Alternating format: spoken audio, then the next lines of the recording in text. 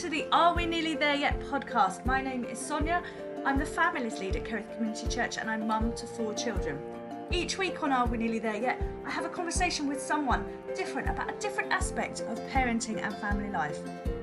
This week, I sat down with my friend Amy, who I've known for quite a long time now.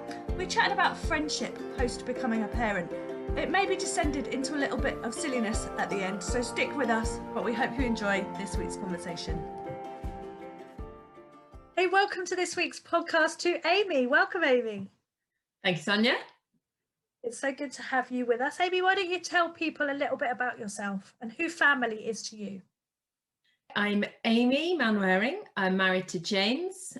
We've got 2 boys, a dog and 2 guinea pigs. Our boys are Aidan and Fletcher and they're 11 and 8. That's my family in my house. We've got a very close extended family too. We both live in the same town essentially as both sets of our parents.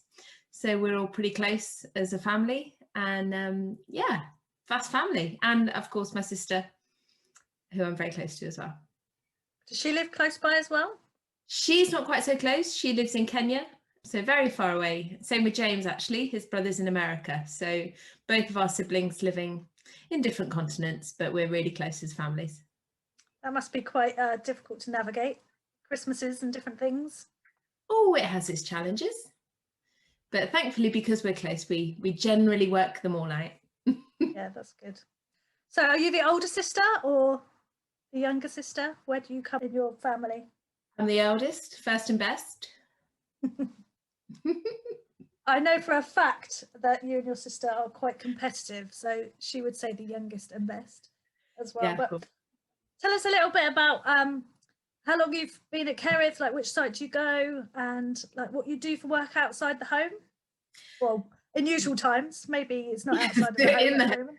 So we are at Windsor. We've been at the Windsor site since it launched. And prior to that, we've been at Kerith Bracknell for, I think, about 5 years before. So coming up to, I think, 9 or so years being part of Kerith. But I grew up in a church family. So my background's actually in the Salvation Army, which is how we met each other.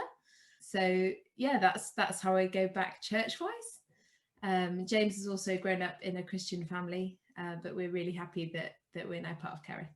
And job-wise, my work is as a teacher. I'm a primary school teacher, currently teaching year 4 in a first school in Windsor. James is also a teacher. He's a secondary school music teacher. So a lot of teaching going on, a lot of schooling generally at the moment. Yes, I can imagine. So basically, if we all want to know the answers, we need to message one of you two because you know all the answers as teachers. Is that right? Sure, yeah. I mean, if it's relating to music or the Anglo-Saxons or what else are we covering? A bit of David Hockney art this week. So, you know, any of those things, sure. No idea who you're talking about, but and tell us a bit, because on the podcast, I think there's probably lots of different reasons why people listen to this, but one of them might be we just liked finding out a little bit more about people. Tell us, when did you and James get together? Tell us that story. How did you meet? Coach, I'm really glad you're getting it out there now that this is not going to be an intellectual podcast or that there's not going to be anything serious. So yeah, let's keep it nosy. We met at school. I went to Windsor Girls' School, he went to Windsor Boys' School, and we were both in a musical together. So met when we were 16. Been together ever since. What was the musical? It was called The Boyfriend. Did you come and see it? I did come and see it. Oh, I did come and see it. So yeah, anyone listening, I knew Amy when she was 16. In fact, I knew Amy. I think I've known you since you were about 12 or 13, which just before we recorded, Amy, I was thinking that's the same age as my eldest child now, which is weird. That is weird. You were older though. You were significantly older than 13. What the word you say is significant. I say slightly older. At that point, it was significant. It was. You know, when you're 12 or 13, and when I am 12 and 13, and you are 17, 18, it is a significant age difference. So much so that I think you were more mentor than friend at that point, possibly. Yeah. Slightly older sister at times. Yeah, we're part of the same church, weren't we? And you were like one of the young youth. And Yeah. I was one of the like young youth leaders at the time. At around 18, I came to that church as a student and settled with that church. And you'd not long moved there, I don't think, you and your family. And that's where we met. Yeah, that's right. And I think I was probably, you know, looked up to you in many ways as an older sister, and obviously thought you were incredibly cool, and just wanted, you know, wanted to hang out. I don't know that that's a word I think anyone you were has... very, what's the word? I think you were very, you know, you took me under your wing a bit, humoured me. I think you humoured me as you know, a little friend. No, I wasn't humouring you. I was... We probably had some laughs along the way, but I wasn't humouring. I think we did. You know, no, you were. I valued you a lot. I think, you know, it's so good in a church setting, especially for the younger youth, to have older youth to look up to and to get alongside and be their friends, but be older. You know, that older friend to guide them along the way through this teen issue. I remember once your dad taking me aside. I can't remember what the issue was, but you and your sister... I'm excited about it already. No, I can't remember what the issue was, but you and your sister, there was something that you girls had all been talking about.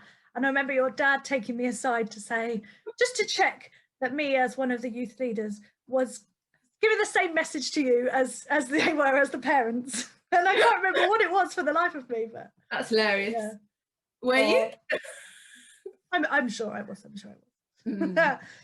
Different weeks on the podcast, we have different conversations about different aspects of parenting and family life, and some weeks we might be more hard-hitting and have some like deeper, more serious subjects, but this week I thought, let's have a bit of a lighter touch and let's get on my friend Amy and we can have a little chat about friendship, because when you become a parent, you don't stop being a friend. You probably need your friends more than ever when you become a parent or any kind of significant life change. But yeah, I'm interested to know, you mentioned about having me as, you know, and it's important for youth to have those people that are a little bit further along the line. And I think we've become, you know, when we both, you reached adulthood as well, we then kind of became we're on an equal playing field. But I'm kind of a couple of years down the line from you, almost, as a parent. So tell us what it was like when you had your first child. How was it with your friendship groups? And yeah, how did you navigate that? Was that an easy transition with your friends at the same time into parenthood, or were other people having children at the same time? Were they not? I think I feel like I was quite young when I had Aidan. I was 25, which seems young. I think younger now in some sense. I don't know if I really recognised it at the time, probably because in our church setting, I wasn't the only one. You know, you had Hudson already, and there are a few other people that were starting to have a family. So it didn't feel that odd in a church setting. But I think out of church, I didn't really have any friends that had children. So it was quite unknown. And I think you don't really talk much about, when I was that age, I didn't really talk much. I was quite naive, I think. I didn't talk to parents about parenting, what was going to be involved, what it was like to be a parent, what it was like to have children. So I think, you know, even though you were my friend at that point, I don't really remember having a conversation with you before I had kids about having kids necessarily. I was probably seeing what you were doing and thought it looked quite fun. And thought, oh, okay, that looks all right. She looks like she's doing a good job. I think I can probably handle it. So when we had Aidan, I mean, you're quite swept up. I don't think you're actually thinking much about friendships, but obviously then your friendships are generally gravitating towards people in the same situation as you, whether that's friends you already have, like you had Hudson, or whether you're suddenly thrown together with a group of new mums through a postnatal group, which I also joined. Then you sort of develop these very quick friendships based on a shared experience. So those two things are quite different, I guess. You know, we had a lot of history, so already had our friendship, and then I was thrown together with mums who were like, okay, I'm going to be your friends because we've all had babies at the same time and we'll be lifelong friends and we'll all share in this together. And it obviously doesn't always turn out like that, but I know that lots of people stay very close to their NCT mums and that kind of thing. So you've got those two different sides of friendships. I wouldn't say that I've, you know, necessarily I didn't lose friends at that time, but I think I certainly grew deeper in my friendships with friends that I was already friends with that had also had babies. You know, I didn't grow deeper in those new friendships necessarily in the same way as we grew deeper as friends. through that shared experience of parenting. And obviously you're spending a lot more time together as well. You know, I remember at that time, I have a vivid memory actually of walking around to your house quite often, I think, when Aidan was a new baby, just to get him to go to sleep in the buggy. And then I think I just sat in your garden for a few hours and were like, should I wake him? And what should I do? Yeah. Oh, that was nice, the days when we could walk round to each other's houses. We were in walking distance. Yeah, that was nice. You're quite a runner now, Amy, and I remember the first time you ran all the way from your flat to our house with non-stopping, and now you run all over the place. Sonia, I'm as much of a runner as you are, really. No, that's not true. Saying I'm a runner is a massive exaggeration. But you are right, back then that felt like a massive achievement, except you were around 2 corners, I think. Yeah, yeah, but that is a massive achievement when you're starting out. Huge. Yeah. Especially if that's the first time you're trying to get fit again after having a child. Yeah. So those friendships with your NCT, no, you weren't NCT, but it was an antenatal group, wasn't it? Yeah, postnatal. It was a postnatal group, yeah. Did you find that those lifelong friendships in that group? Because a lot of people do in their in NCT groups and things, don't they? Yeah, no, I didn't. I think we're still, you know, Facebook friends and everything like that. But I think, yeah, they just didn't develop into those kind of deep friendships. I think we were thrown together by circumstance, and for whatever reasons, they didn't continue. I think we moved out of the area as well. I think that makes a difference when you're so quickly thrown together. There wasn't the foundations there possibly to keep those friendships going. And I think a lot of us did just have different values, different, you know, just different life experiences, and not every friendship goes deep, does it? And I think in your new season of parenting, life is so chaotic and busy. You've really got to value a friendship to put the effort in to keep it going. I had those pre-existing friendships that I was quite happy with. You know, you made the cut, Sonia. Oh, thanks. I held on to you. I'm still here to tell the tale. So. But it's true that some friendships do change a bit, don't they? Now, as has probably changed over the years, several times, but we have remained close friends over the years. Now, I can't think of any times where we've particularly had this. I think parenting wise, we're fairly similar in style, not the same, but you know, there'll be things that we'll do differently to one another, but we're not like polar opposites in our parenting style. But have you ever kind of come across those moments where you are with friends and you've just got a completely difference of opinion of how to navigate a situation, whether that was when with young children or as your children are growing up? I'm interested. Yeah, all the way through. I think that's just natural, isn't it? How beautiful it is that we're all different and parent different. You know, we're different as adults, children are different as children. So no one method's going to work for every family. And I can certainly think of times when the boys were little and preschool and doing mother and toddlers and all those kinds of groups where you see someone parent in a certain way and you think, oh, you know, I wouldn't do it like that, or vice versa. You know, you make a choice and you feel the eyes of everyone boring down on you, you know, why you're dealing with that in a different way. But I think as daunting as it is in those early years, they are important times, because you learn to carve out what works for you as a parent, and learning how to be comfortable and confident with that. You've got to almost go through, I think, those times of judgment and stand firm and know that you're making the right choice, but also sometimes getting it wrong and having those close friendships that go, oh, you know, would you have tried doing it like this perhaps? Or being brave enough to ask as well, how would you have handled that situation? Certainly from those whose parenting you look up to or would like to model. I think I was really lucky to have you a little bit further down the line to see how you did things, you know, the model parent that you are, Sonia. Can I just say, people are going to think I've paid you to come on this. I am very much not the model parent. You know the good, the bad and the ugly, but we can't talk about it all right now, Amy. Save that for the next one. So those moments I think do help shape you as a parent, and you do see things and think, oh yeah, I'm not sure about that, or I wouldn't, and it helps you learn.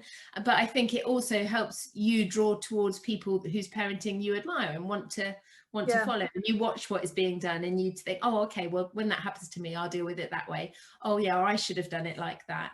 And I think that can be really helpful, and like you say, it carries on as your children get older with different issues. So when you're in mother and toddlers, it might be things like, you know, how you deal with toddlers being toddlers and pushing one another off the climbing frame or what have you, and how you deal with those kind of moments. Whereas snatching a toy off someone else's toddler, that was always a good one. And you have the parents, you know, that would tell the child off, and then you'll get another one that goes, oh well, you know, kids will be kids, and you get all experience, don't you? And you have to work out where you fit in that. But that's the great thing about places like mother and toddlers, is that you see it all. And can I just give a shout out to all those mums and dads that aren't getting to do mother and toddler groups? I know, it must be really hard. Because actually you talking has taken me back to those times, because we did spend a lot of time sitting in that hall, didn't we, with the dusty floor, like watching our children do stuff. And their immune systems. Yeah, picking it up. But even in that, there'd be, I mean, now in COVID times, maybe we shouldn't be so blasé about it. But back then we would have, you know, there'd be some parents who'd be like antibacterializing everything that's come off the floor, you know, and we were not those parents, Sonia. We were not those parents. No judgment on those that are, and actually they're probably, right now they were doing the right thing if they were living in these times. But yeah, it's like a fishbowl in those times, because you're all watching one another, and I think you, as much as you might feel like you're being watched by others, you pick up other people's stuff during those times, and we're all learning off each other all the time. And you say about like us being slightly ahead, you know, we had people slightly ahead of us, and they would have had slightly, and you'll have people that you're doing that for now who are slightly behind you in terms of like parenting age and, like, you know, the age of your children. I mean, and stuff. I didn't read parenting books, you know, ever really when my kids were young, or now, to be honest, because I find them quite scary and a little bit prescriptive for my parenting and lifestyle generally. But that just makes me think, you know, in those times I learned everything from the people around me, and from watching and learning and listening. You know, I'm so grateful for the friends that were slightly ahead or in the same position, and, you know, you can ring them up at any, you know, I rang you often and go, oh, you know, is the poo meant to be this colour this week? You know, so yeah, I definitely learned everything from the friends that I had around me, from the people I was watching and learning from. So I was very grateful for those. And still now, you know, you're still just as much an influence in my parenting now, in how you deal with these things, and other friends around, you know, and even further along the line, you know, we've got friends of older teenagers and even kids in their 20s, and we're still looking and learning from their examples. Absolutely. Yeah. And it just kind of, it's really great to kind of pay it forward. And you can learn things from people. Like I look at people sometimes now who are like parenting much littler ones, and I think, oh, I wish I'd thought that when that, you know. Yeah. And you say about not reading the books. Always my top advice to someone who's about to have a baby is nobody has had your baby before. So you can read all you like, you can get theoried up to the eyeballs, but the reality is God has created this unique baby that you're about to have. I mean, you know, we've got twins, and they're, out of our children, they're the most different to one another. Like, they are unique. Like, and what works for one of my children doesn't necessarily work for another one. So how much more so outside of, you know, from family to family, it's easy to think, oh, this is the way I'm going to do something. But yeah. And it's the same with parenting, isn't it? You know, as parents, we're all different. And I know some people need the books, you know, that works for them. I was just a bit more maybe laissez-faire. No, it's good. Instinct, maybe. And in those early years, you start to find a bit of confidence in who you are as a parent. But I'm interested, I know we've both had in the last couple of years, like, situations where that we're both eldest children, aren't we, in our families, you and me.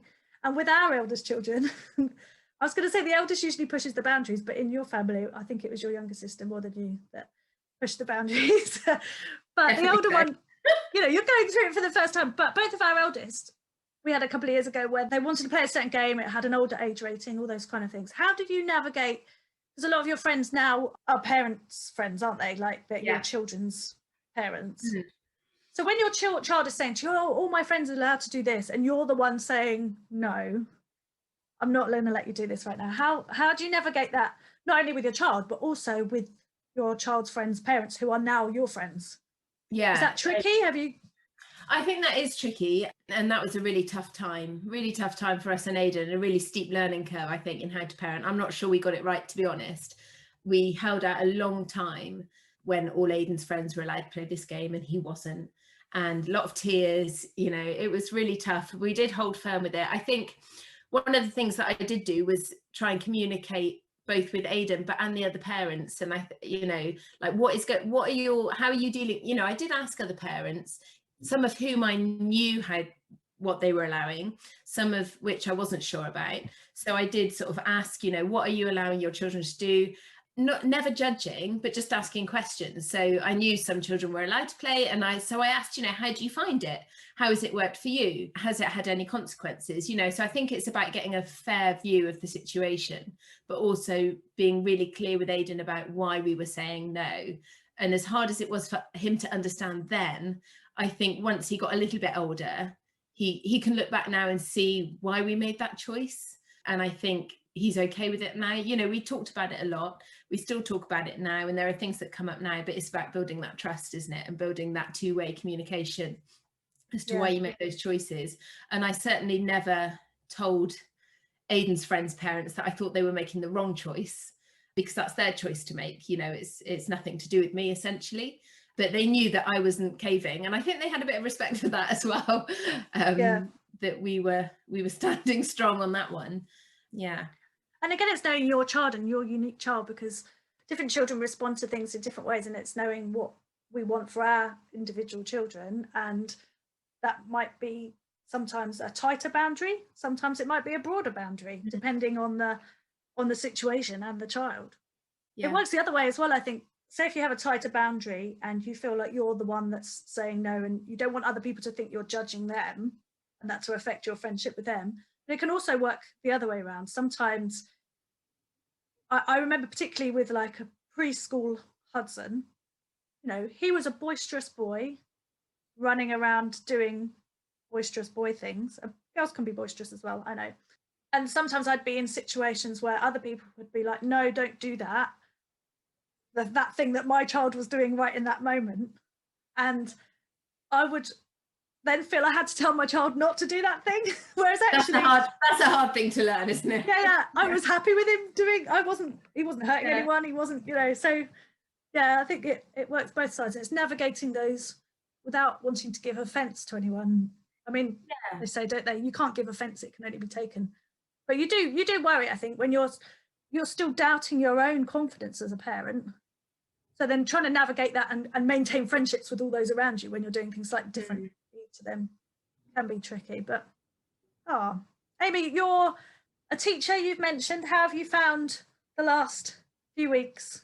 Presumably as a teacher, your children are completely compliant and you know everything and it's all a doddle, is that right? It's easy. Piece of cake. I will say, to be honest, my children are very compliant. They're very good. I'll give them credit. They won't listen to this, but I'll give them a little shout out for being pretty good at handling it at home. They're great. No, it's interesting times. Had to learn a lot over the past year. Yeah. Had to use technology and be online and look at myself far too much over a camera, which I'm not a fan of. But it's been okay. It's been challenging. I'm very tired after a year of it, to be honest. But we all are, aren't we? We all are. So no different from anyone else. You know, we're just navigating it like everyone else, trying to navigate their home school and their schooling and their working at home. And it's easier in some ways, I think, being a teacher. You know, we get what's going on school-wise to some extent. So, you know, we're used to a school day, and we all work, you know, my husband's a teacher too, so we work within a school day. And although obviously me and James work either side of the school day, we still sort of stick to those timings for the boys, and they're very into routine, and that works for us. So yeah, we take a boy each, you know, works that way. Very good. So your youngest is in your school, isn't he? He goes to your school. So yes. Presumably you've become friends with some of his friends' parents. Mm-hmm. So how's that relationship when you're like the teacher? Do you have to set work for some of his friends? Yeah, so or is it's actually in my year group. So I'm a year 4 teacher and he's in year 4, but is in not my class. So we have a 2-form entry. So I am good friends with a few of his friends' parents, as well as good friends with parents of children in my class, actually, because of the way the children have split and so forth over the years. So it's interesting, you know, it's got its ups and downs, highs and lows. I feel very involved in the parenting side of school. I hear a bit of, hear a bit of the moans, which is challenging at times when, like we said, try not to take offence. I know no one is meant, but I also want them to be able to talk to me like a parent and not just a teacher at school. So that can be challenging, but it's good fun as well. I like it, and I'll miss it when Fletcher's not at my school next year. I've got used to that over the years, having Aidan and Fletcher at my school. So that'll be sad, but they've only got a few more years, and then they'll be with James at his school. So he'll have for them. And now, I was just thinking, actually, saying about being friends with Fletcher's peers' parents, and it made me think actually about, I think an interesting dynamic is that I think I've almost done it the opposite way around, because from what I experience with school friends, as in parent friends, is that you generally make friends with your eldest's parents cohort. Yeah, I did. And I do have friends in Aidan's group, but actually that's because of a book club of that year group, not because of Aidan's friends. So I'm actually sort of closer with Fletcher's friends' parents. This is all a mouthful to say, isn't it? I hope I'm making sense. But I think that at times has been difficult for Aidan, because we hang out with Fletcher's friends' parents, so we sometimes get together as the family. Children are there as well. Yeah. And not so much with Aidan. So we're quite conscious of that at the moment, actually, and trying to put a bit of time and energy into bonding a little bit more with Aidan's friends' parents, because I think that's important. I think it's important to you don't have to have deep friendships with your friends' parents. With your children's friends, this is tricky to say. Yeah, I know. We know who you mean. You know who I mean. You don't have to be best friends, but I think it's good to build some sort of relationship. Because down the line, you want to know where your kids are. Yeah, absolutely. Teenagers, and you want to know the people's houses that you trust. So I think that's an important part of friendship and parenting as well, is trying to build bridges and build relationship with your children's friends' parents. So I'm hearing you saying quite a lot. It's kind of being really intentional, seeking out friendships. And I confess, we've got a couple that I'd say we're friends from, Tilly and Elwood and Kit, but most of ours are Hudson's. I haven't got time for all those different. I'm too. Well, when you put in church, you put in church families as well into that mix, and you want to build relationships in every sphere of your life. For yourselves as a family, so but so you do, as you say, you have to be intentional about where you're putting your efforts into your friendships. And have you noticed those boundaries changing with some friendships over the years? Have some friendships changed for you since you've become a parent? How have you navigated that? Yeah, well, we've become, I think, as you said, deeper in our friendships through parenting. We've done family holidays and are still friends to tell the tale. So we went okay. So nervous laughter. No. Some friendships you go a lot deeper with, and I think some naturally kind of come to not an end, but just fall away slightly. They just change, don't they? They do. They just change. And I think, like you were saying with parenting styles, I think when you become a parent, that is a big thing, in your family values and how you live life as a family. You don't know these things before you become a parent. You don't know what your family is going to look like. So friendships that you have before might become very different in that circumstance. So they might change the dynamic. And friends as well who choose or cannot have children for whatever reason, the dynamic there might change as well. It doesn't mean that you can't be friends anymore, but there's going to be changes to those friendships. And I guess that's when you have to really think about who you want to be intentional with, who, where you want to go deeper with, and I mean, that I've got a very close friend who has been on a journey of infertility, and so that I've had to really press in hard to that friendship to maintain the same closeness and level when the rest of the group have all had children and that one hasn't. And it's like, actually, that is a friendship that I want to hold on to, and I know I will hold on to forever, but I've had to intentionally chase that to make sure that change in my lifestyle and my life stage in life, I guess, she hasn't reached that stage in life and may not, but want to maintain that friendship and work hard for it. It's like any relationship, isn't it? Relationships are worth fighting for. Absolutely. And I think, you know, touched on it a minute ago, but I think friendships within church is also obviously really important and key, especially when you're a new parent or a parent at any age. You want people in the church that can pray for you in your parenting and stand with you through the struggles and not judge you through those struggles.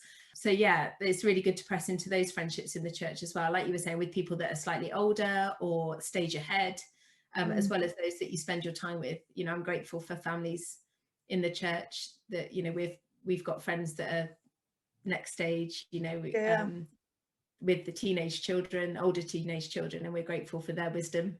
So Amy, we're coming to the end of our time together, but I ask everyone that comes on the podcast what items, essential items, they would pack with them on a journey. As you know, we're called Are We Nearly There Yet? A common question that children ask about 2 seconds after they've left the house. And what? Fletcher actually asks, are we home? You know, when we're out in the car, you know, can you see home? Have I stopped driving? We're definitely not. Maybe because he hasn't really been anywhere for ages. He asks that question. All sense of direction and spatial awareness. So knowing now what you maybe didn't know when you set out on your journey as a parent, what essential items would you have packed with you back then? You know, Sonia, I find making decisions really hard. So I struggle with anything that is, you know, you can only take a certain amount of things. So I'm just going to keep it simple, keep it basic, just an absolute ton of snacks. Snacks. Especially with 2 boys. Oh, well, whether they're toddlers or teenagers, you know, just snacks. Just has to be done, doesn't it? Yeah. And for snacks. You know, just keep yourself fueled for the journey. Yeah. No one wants to be hangry. Definitely not. So yeah, definitely snacks. And I think another thing that I just think is a lifesaver is have a game in your handbag. A game in your handbag. Yeah, we haven't talked loads about games. You are well into games, aren't you? Well into games. You know, when you're going to a restaurant and you're waiting for dinner, you know, you don't need to sit on your phones or whatever. Get a pack of cards out. Yeah. Play hangman on a napkin. Hangman on a napkin. You and your sister, you've had a love growing up for games in your family, didn't you? We love games, yeah. My dad, I think, is the parlour king. Games. And you're passing this down. So why don't you tell us, Amy? I hope so. Adrian doesn't like games unless they're on a screen. I'm still working on that. Well, I reckon that people that are listening to this want to know what are Amy Manwaring's top games, because, you know, people often give a recommendation about a website or a podcast or a book that they've read. We want to know what are the games that we need to pack in our luggage, because we're in lockdown. Families, we need an injection of fun. We're on Groundhog Day every day at the moment. Okay. What can we do? What can we do, Amy? I know you love a game. Share with well, I mean, there's the classics are always a winner. You know, me and Fletcher are doing constant Monopoly at the moment and a bit of Scrabble. We love Scrabble. But then you've also got your newcomers, like your Blockers, like you Throw the Burrito. Yeah, got that one. I think you bought it for us. Love a game with a bit of action, Exploding Kittens, those kinds of things. We love, as the boys have got older, and I know we've played it with you on holiday before, love a bit of Sequence. Sequence is a great game, not too hard. And I love games where it's got different levels. So Cluedo, I think, is a really good one, because you can play it at, you know, a really simple level, or you can be like me and make a list of, you know, everyone and keep a note of what everyone's asking, what everyone hasn't got, as well as what everyone has got. So I love a game with a bit of, you know, a bit of thinking. So Blocker, I'll keep going. But then I don't think you can beat your Christmas party games like Names in a Hat, you know, those kinds of things are my Names in a Hat. I think we need to explain that to people, because that is my all-time favourite game that the Manwaring. Mine too. So just a quick one.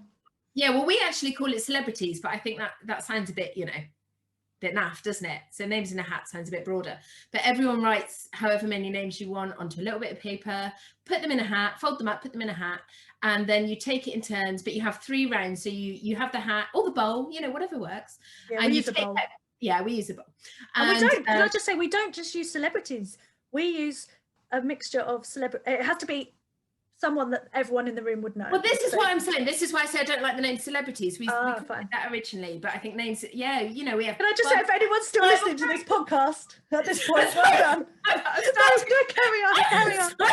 I forgot for a minute that we were doing a podcast. I'm sorry. Me too, that's funny. Carry on. It's good. Yeah, come on, I've got to finish now. So yeah, we throw in Bible characters, Disney characters, whoever. Yeah. Dead or alive, doesn't matter. And then, so the first round is that you all go around and describe the person, and it's how many you can get in 30 seconds or a minute or so on. Then once they've saying what's on the paper. Sorry, obviously, without saying. And then you count up, you keep your score. So you might be in teams, you know, and have 2 teams, which team has the most. And then all the names go back in. And then for the next round, you're only allowed to say 2 words to describe the people. So it's the same people. So you have known already who those people are, but you can only say 2 words. We say 1 word. We didn't know this, but carry on. Oh, well, Sonia, we'll need to play soon and see which version is better. Yeah. Let's play over Zoom. And then the final round, once they've all gone in again, you can only act. So no words at all. So it's acting out. So by that, but you know, if David Beckham was the first round, then you'd have, you know, footballer, married to a Spice Girl. Yeah. But you couldn't say married to a Spice Girl, Sonia, because that's far more than 1 or 2 words, isn't it? Oh, for the first round, though, you can say anything apart from what's on the thing. Oh, sorry, I was on to the second round. Sorry, it's getting confusing. We need to write these out. We need to make an official rule book. And then acting them for the third round. I mean, I was going to tell you the rules to Matthew, Mark, Luke and John, because that was another family favourite growing up with a biblical link. But, you know. Well, go on then. People are still listening. They can just, you know, go and boil their kettle if it's nearly done, people. Tell us this one, Amy. Oh, well, Matthew, Mark, Luke and John was a classic with the grandparents who couldn't quite do it's the one where you have to, you know, do can you hear? Click, click, bang, clap, click, click, like that. Just to describe what she's doing, she's what are you doing? Slapping your legs. Patting your legs. Let's say pat, clap, right hand click, left hand click. Yeah. I've all got that. You join it. And then you go around the room. You have to be in a big circle and you give everyone a name or a number. So you go around Matthew, Mark, Luke, John, and then you go 1, 2, 3, 4, however many people you've got in the circle. You with me? Yeah. And you're all doing this. You know, like this. Oh, we haven't talked about car games. Should we just do we could do a podcast just about games. So you're doing this. She's come alive now, people. I'm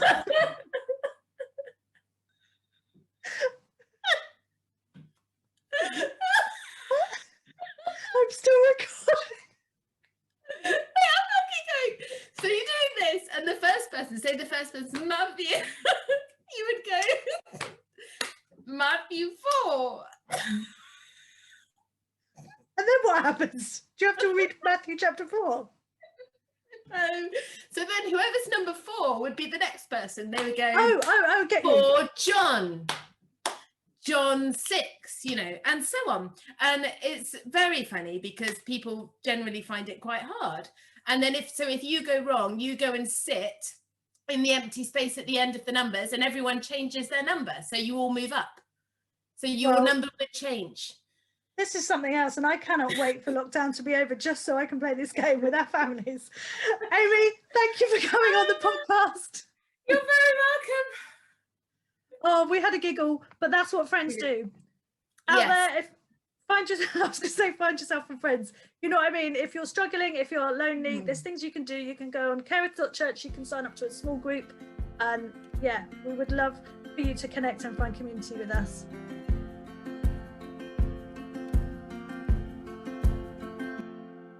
Well, I told you it descended into a bit of chaos at the end there. Hope you didn't mind our giggles, and I hope that it brought a smile to your face.